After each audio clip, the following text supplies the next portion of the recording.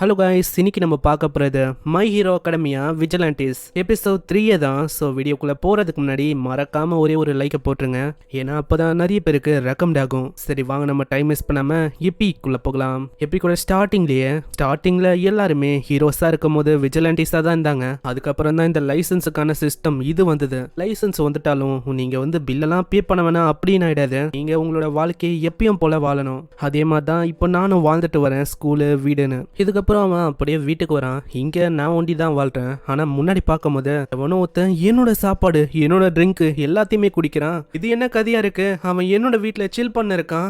அப்புறம் தான் அவனுக்கு தெரியுது இது வந்து வேற யாரும் இல்ல, நம்ம நக்கிள் டெஸ்டர் தானே. யோ எப்பயாச்சும் தெரியுதா? அது வந்து நான் வந்து மாஸ்க போடல. ஆனா அது சரி, இந்த மாதிரி நீங்க எப்படி உள்ள வந்தீங்க? டோரும் லாக்ல இருக்கு. அதுவா, நான் விண்டோ வழியா வந்தேன். அங்க விண்டோரை பார்க்கும் போதே தெரியுது இவரு எப்படி வந்திருக்காருன்னு. அங்க யாரோ ஒருத்தங்க வந்த மாதிரி சவுண்ட் கேக்குது. யார் அதுன்னு பார்த்தா ஒரு பொண்ணு தான்.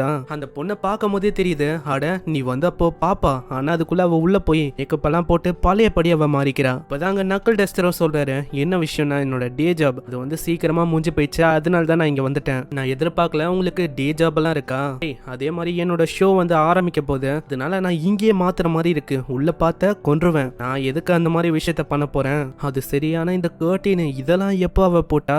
அப்புறம் தான் ஒரு சவுண்டே வந்து, ஆமா இது யாரோட கோட்டு? உங்களுதா? இது வந்து என்னோட ஏரியா, நீங்க எதுக்கு இங்க கோட்டெல்லாம் வச்சிருக்கீங்க? என்ன நீ சொல்ற?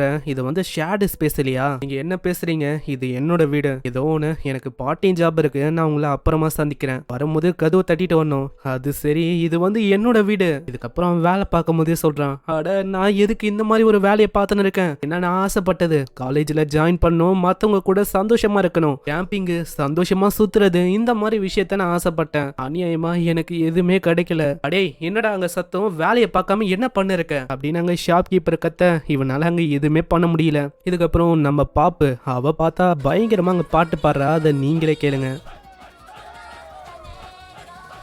அவளோட பாட்டு எல்லாருக்குமே பிடிச்ச போயிடுது. அங்க இருக்கிற ஒருத்தங்களும் எல்லாருமே அவளுக்கு சியர் பண்றாங்க. அங்க ஒரு பையனுக்கும் கை குலுக்கணும்னு ரொம்ப ஆசையா இருக்கா. உள்ள போகலான்னு பாக்குறானா, அடே உனக்கு என்ன கண்ணு தெரியல, நாங்கெல்லாம் லைன்ல நிக்கிறோம் அப்படின்னு கத்த ஆரம்பிக்கிறாங்க. எனக்கு புரியுது நீ வந்து எப்படி ஃபீல் பண்றேன்னு. எனக்கும் அவ கூட கையை குலுக்கணும்னு ஆசை தான். நான் அதே தான் என்னோட ஆசையும். அவளை மாதிரி ஒரு கியூட்டியோட கையை நான் டச் பண்ணணும். ஆனா நம்மளால இப்போ எதுவுமே பண்ண முடியாது. இந்த லைன் ரொம்ப ஆபத்தான விஷயம். நம்ம அப்படி போனாலும் அவளை அழுவ வைக்கிற மாதிரி ஆயிடும்.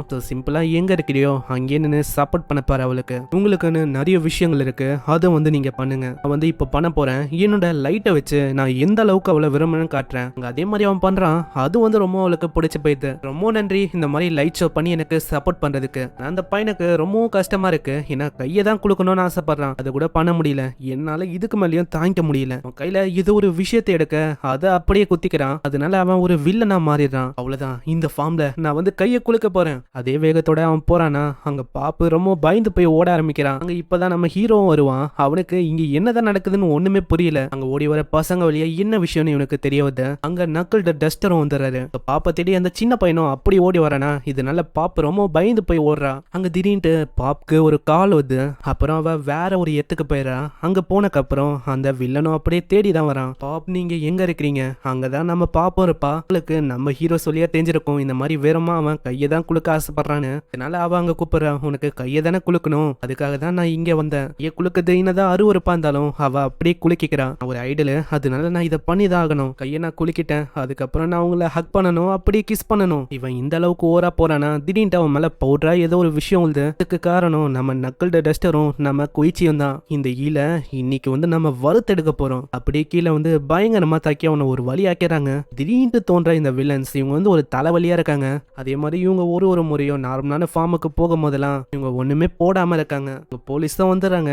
என்ன பாப்போட நிலைமை தான் ஒரு மாதிரி இருக்கு, நான் குளிக்கணும்னு நினைக்கிறேன். ஹே குயிச்சி, இந்த மாதிரி உன்கிட்ட டீசென்டான ஷாம்பு எதுவும் இல்லையா? அது வாங்கினா நீ வந்து சிலிக்கான் ஃப்ரீயா இருக்கிற மாதிரி வாங்க, இல்லனா என்னோட ஹேர் வந்து டேமேஜ் ஆகும். சைட்ல பெரியவரும் ஒரு மாதிரி நந்து போக அதை பார்த்தவ கத்த ஆரம்பிச்சிடா. ஆமா அவங்களுக்கு டீசென்சி ஒண்ணுமே இல்லையா? இந்த மாதிரி இப்படி பண்றீங்க அவ்வளோ இதுனா போய் உன்னோட ஷேர்டு ஸ்பேஸ்லயே போய் உட்கால் நல்லா கர்டைனை போட்டு. அதுக்கும் மேல இதெல்லாம் அநியாயம். நீங்க என்னன்னா ஸ்மோக்கிங் எல்லாம் பண்றீங்க.